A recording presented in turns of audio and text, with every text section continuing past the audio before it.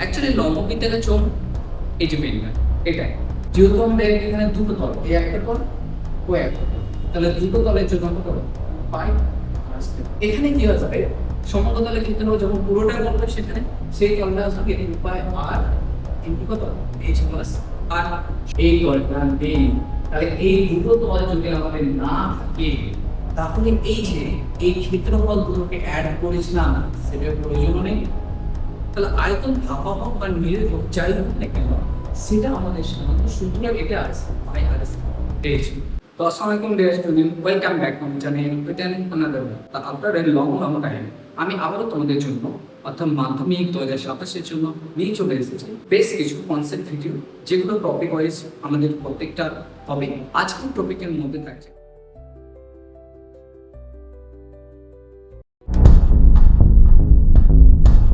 তো এর পরের টপিক হচ্ছে গোলক। অ্যাকচুয়ালি গোলক বলতে কি প্রায় সকলেই জানি। ধরো একটা ফুটবল ম্যাচ বা ক্রিকেট বল বা যে কোনো একটা বল, সেই বলটা যে শেপটা সেটাই হচ্ছে আমাদের কি থ্রি গোলক, যেটা ইংরেজিতে বলা হয় স্পিন। তাহলে এই গোলক আমাদের সাধারণত গোলকের তল দেখবো, তল কটা থাকে, এর আয়তন কোনটা সেটাকে দেখবো, আর এর সমগ্রত করা হবে সেটা বলবো। সাধারণত আমাদের গোলক বা ফুটবল যে জায়গাটা রাখা হয়, অর্থাৎ পুরো ফুটবলের উপরে যে লেয়ারটা আমরা দেখতে পাই, চামড়ার হোক বা সেটা যেই হোক, লেদারের হোক বা আমাদের প্লাস্টিকের হোক না কেন, তাহলে একটা ফুটবলের মধ্যে যদি বাইরে যে অংশটাকে দেখতে পাই, সেই পুরো অংশটাকে বলা হয় ও কি বক্রতলের ক্ষেত্রফল বা বক্রতল। বক্রতলের ক্ষেত্রফল সাধারণত একটাই হয়।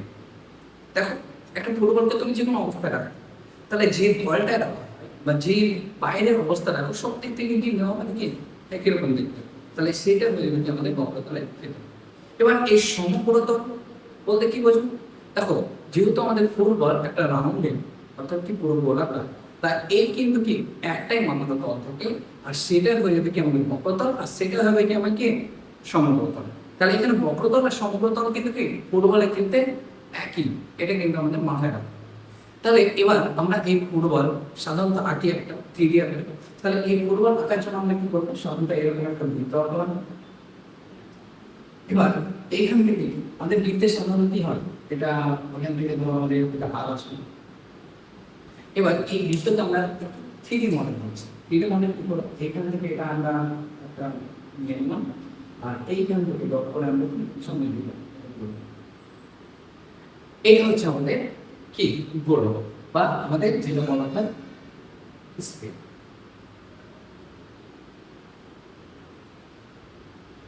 এই গোলকের এই এটা হচ্ছে কি এইখান থেকে এটা পুরোটা হচ্ছে কি ব্যাস। একটা জিনিস মনে রাখবা যে আমাদের যে কোনো বৃত্তের, যেমন কি এটা যদি একটা বৃত্ত হয়, তাহলে এই বৃত্তে আমাদের এই ব্যাসার্ধ যদি আঁকা হয়, তাহলে এটা যদি কেন্দ্র হয়, কেন্দ্র থেকে আমাদের পরিধির উপর যতগুলো টানা হয় সবগুলো কি হতো একই। ঠিক না? ঠিক একই রকম ভাবে একটা গোলকের মধ্যে যতগুলো ব্যাসার্ধ টানা যাবে এইগুলো সবগুলো কি হবে ও সেমি আসবে, অর্থাৎ তার প্রত্যেকটা কি আসবে আরই আসবে, যদি সেটা আমাদের কি সাধারণত আর ধরা হয়। এবার আমাদের সেই গোলকে আমরা বক্রতলের ক্ষেত্রফল দেখব। সাধারণত বক্রতলের ক্ষেত্রফলটা একটু অন্যরকম।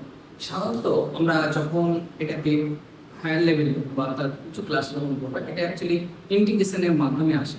তোমাদের যেহেতু ক্লাস 10 অতটা হায়ার লেভেল করানো সম্ভব না, তাই এখন আমরা যে জিনিসগুলো দেখবো সেটা হচ্ছে চারটে আমাদের যদি এরকম একটা বৃত্ত নেওয়া হয়, চারটে, ঠিক আছে, এই চারটে বৃত্তকে যদি আমাদেরকে সংযুক্ত করা হয়, তাহলে সেই সংযুক্ত করার পর যে ঘনবস্তুটা তৈরি হয় সেটা হয়ে যাবে কি আমাদের গোলক, আর এর বাইরের অংশটা হয়ে যাবে কি আমাদের সাধারণত বক্রতল ক্ষেত্রফল বা সমগ্রতলের ক্ষেত্রফল। তাহলে এই সমগ্রতলের ক্ষেত্রফল আর বক্রতলের ক্ষেত্রফল এই সূত্রটা কি করে আসবে, অ্যাকচুয়ালি আমরা প্রথমে দেখবো এই বৃত্ত যদি আমাদের প্রত্যেকটা ব্যাসার্ধ আর হয়, চারটে বৃত্ত ধরানো হয়েছে, তাহলে এই বৃত্তে একই মাত্র, তাহলে এর ব্যাসার্ধ যদি আর হয় তাহলে ক্ষেত্রফল কত আসবে পাই আর স্কয়ার। যেহেতু চারটে নিয়েছি তাই এই গোলকে আমাদের পার্শ্বতল বা সমগ্র তলের ক্ষেত্রফল সাধারণত কত আসবে একটা বৃত্তের জন্য পাই আসবে, কিন্তু যেহেতু এখানে চারটে বৃত্ত না আসে তাহলে কত 4 পাই আসবে। তাহলে প্রথম সূত্র আমরা পেয়ে গেলাম 4 পাই কত আর স্কয়ার। এটা অবশ্যই কিন্তু আমরা এখানে কি বলতে পারি লিখবই লিখব আমাদের নাম সম্পর্ক লিখব। তাহলে পার্শ্বতল বা সমগ্র তলের ক্ষেত্রফল কিন্তু আমরা কিন্তু এখানে পেয়ে গেলাম, সেটা হচ্ছে কি যে 4 পাই আর স্কয়ার। এবার আমরা দেখবো যে এই ফুটবলে বা আমাদের গোলকে যে আয়তনটা বের করা, সে আয়তনটা বের করার সূত্র তার আগে দেখবো যে আয়তনটা অ্যাকচুয়ালি কি। ধরো একটা ফুটবল তুমি যখন ওর মধ্যে কোনো হাওয়া নেই তখন কি একটা চুপসে থাকে, কিন্তু যখন ওর মধ্যে হাওয়া দিচ্ছ তাহলে ফুটবলটা কি আবার গোলাকার ধারণ করে। তাহলে এই যে ফুটবলটাকে গোলাকার ধারণ করার জন্য যে পরিমাণ হাওয়া ওর মধ্যে প্রবেশ করা সেইটা হচ্ছে ওর কি আয়তন। অ্যাকচুয়ালি কোনো বস্তুর মধ্যে কোনো একটা গোলকের মধ্যে যে পরিমাণ বস্তু ওর মধ্যে সঞ্চিত থাকে বা যে পরিমাণ বস্তু ওর মধ্যে থাকে সেটা হচ্ছে কি আমাদের আয়তন। সেটা নিরেট হোক বা পাওয়া হোক, যাই হোক না কেন, সাধারণত ফুটবল আমাদের কি হয় পাওয়া হয়, কিন্তু আরো অনেক রকম আছে যেগুলো আমাদের কি নিরেট হয়। যেমন হচ্ছে স্কুলে যে সমস্ত সফর করার জন্য এই বলগুলো খেলছি না, তাহলে ওইগুলো সাধারণত কি পুরো লোহা দিয়ে তৈরি করা হয়, তাহলে ওটা কিন্তু আমাদের কি গোলকে পড়বে, কিন্তু সেটা কি নিরেট। ঠিক আছে, তাহলে এইটা আমাদের কি দেখবো যে যে কোনো যাই হোক না কেন আমরা কি করবো এর আয়তন বের করা শুরু করবো। এর আয়তন বের করা শুরু করা হচ্ছে আমাদের এটা যা আছে সে 4 পাই আছে, এখানে আর স্কয়ার জায়গায় আর কিউব করে দেবো, আর এই 3 যেহেতু আছে তাই নিচে কি করবো এটা 3 করবো। তাহলে এটা হলো কি আমাদের। তাহলে আমাদের এই গোলকের আমাদের পার্শ্বতলের ক্ষেত্রফল 4 পাই আর স্কয়ার, আয়তন বের করলাম 4/3 পাই আর কিউব। ঠিক আছে, তাহলে এইটা হলো আমাদের কি গোলকে। এবার যদি প্রশ্ন আসে যে সেটা ফাঁপা না নিরেট, যাই হোক না কেন আমাদের এই দুটো সূত্র একটা, অর্থাৎ পার্শ্বতল বা সমগ্র যাই হোক না কেন আমাদের 4 পাই আর স্কয়ার নিরেট হোক বা ফাঁপা হোক, আয়তন যদি বলা হয় তাহলে 4/3 পাই আর কিউব। এটা হচ্ছে যে কোনো সূত্রের জন্য একটা। এবার প্রশ্ন আছে যদি সেটা অর্ধগোলক বলতে বোঝায় কি যে একটা ফুটবলকে তুমি কি করছো অর্ধেক করে দিয়েছো। তাহলে অর্ধেক করলে দেখো যে কোনো জিনিস, ধরো এক্সাম্পল আমি এই একটা বৃত্ত আছে, এই বৃত্তকে আমি যদি অর্ধেক করি, এই বৃত্তকে আমি অর্ধেক করবো, তাহলে এই বৃত্তের পুরোটা ক্ষেত্রফল কত ছিল পাই আর স্কয়ার। তাহলে এই অংশটার ক্ষেত্রফল কত আসবে পাই আর স্কয়ার বাই কত 2 আসবে, যেহেতু আমি অর্ধেক করেছি। তাহলে যে কোনো বস্তু হোক না কেন তাকে যদি অর্ধেক করা হয়, অর্থাৎ অর্ধেক করার পর যেটা পাবো সেটাকে বলা হয় আমাদের কি যে গোলক, অর্ধগোলক। তাহলে একটা গোলককে যদি আমি অর্ধেক করি তাহলে অর্ধেক করে যেই কোশ্চেনটা পাচ্ছি সেটাকে বলা হয় আমাদের একটা অর্ধগোলক। এবার অর্ধগোলক দেখতে কেমন হয়? অর্ধগোলক দেখতে আমাদের কি একটা বাটি, এরকম যদি আমরা কল্পনা করি তাহলে এটা একটা বাটি। এই বাটি যদি আমি এখানে হাত করতে আসি তাহলে এই বাটি সাধারণত দেখবো বাটি এই তলটা সাধারণত কি আমাদের বক্রতল। তাহলে এই বক্রতলের ক্ষেত্রফল সাধারণত কি আসবে এই বক্রতল, আমাদের কি বক্র তলের ক্ষেত্রফল। এটা কার জন্য? এটা আসবে আমাদের কার জন্য? এটা আসবে অর্ধগোলক।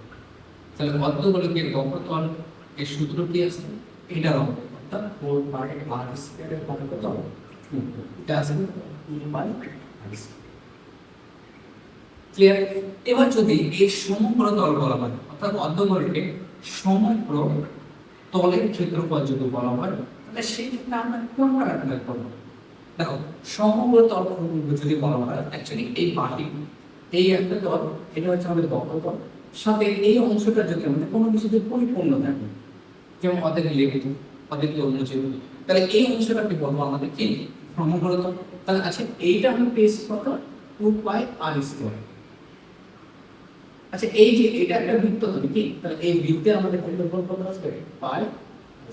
তাই অ্যাকচুয়ালি এখানে আসবে 2 পাই আর স্কয়ার, এটা হচ্ছে বক্রতল, সাথে ওই তলটার জন্য পাই আর স্কয়ার, তাহলে টোটাল আসবে কত 3 পাই আর স্কয়ার। এটা আসবে বর্গতল। ক্লিয়ার?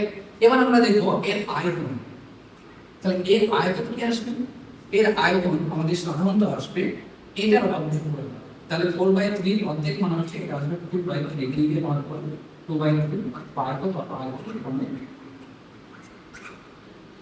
ঠিক আছে। এবার আমরা এই বক্রতলের ক্ষেত্রফল সেটা নিরেট হোক বা ফাঁপা হোক একই প্রসেস, এটা আসবে।